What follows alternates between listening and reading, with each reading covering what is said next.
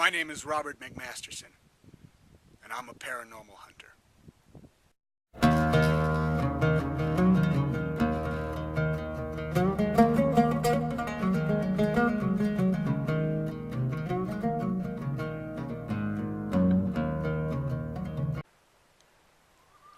Right now I'm in Casper, Wyoming.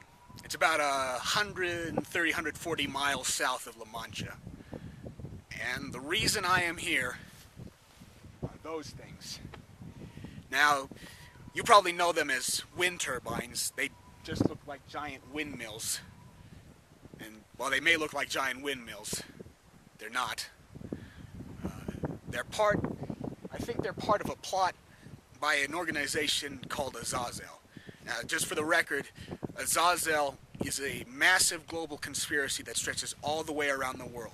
I mean, there are Azazel members in every aspect of our lives, in the private sector, in the government. I mean, if there's something that controls our life in some way, Azazel is there. And the only way I can really describe Azazel is that it's sort of like the Chiron group, except Azazel makes the Chiron group look like Cub Scouts.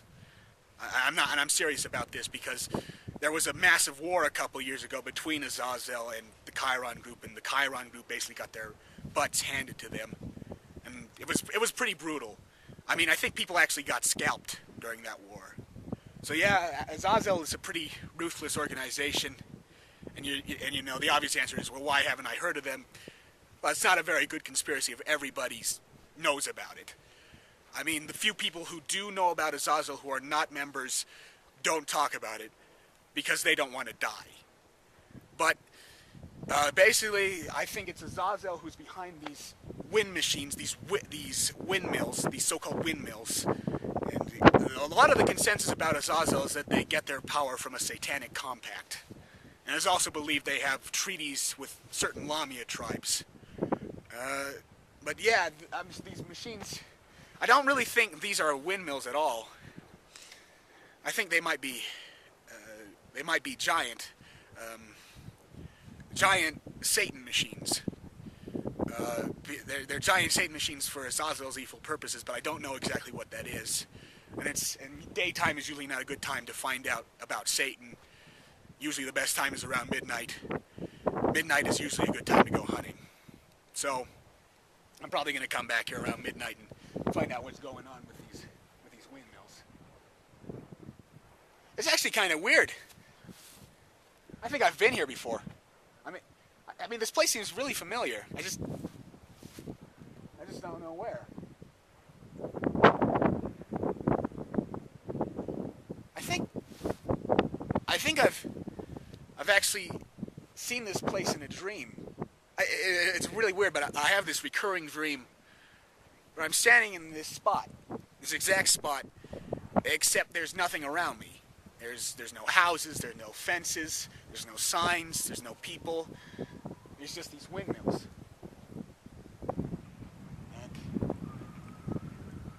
And I only know that I'm supposed to do something. Something important. And I don't know what that is. I don't know where to go. I don't know who to see. I don't know what to do. The only thing I really know about what I'm supposed to do is that it's impossible. And it's weird because I'm thinking to myself in the dream that, why am I here? What's the point of me being here if what I'm supposed to do can't be done? And I'm feeling pretty frustrated in the dream because it's impossible. And then I hear this voice. And it's weird. It sounds like one of those brooks you find in the mountains somewhere, up high up in the mountains where the water just starts to trickle down. And it's weird because the voice doesn't come from any tangible spot. There's no part in the outside world, in the external world, that I can that I can pinpoint the location of the voice. It just comes in my head. And the voice says to me, in order to achieve the impossible, we must attempt the absurd.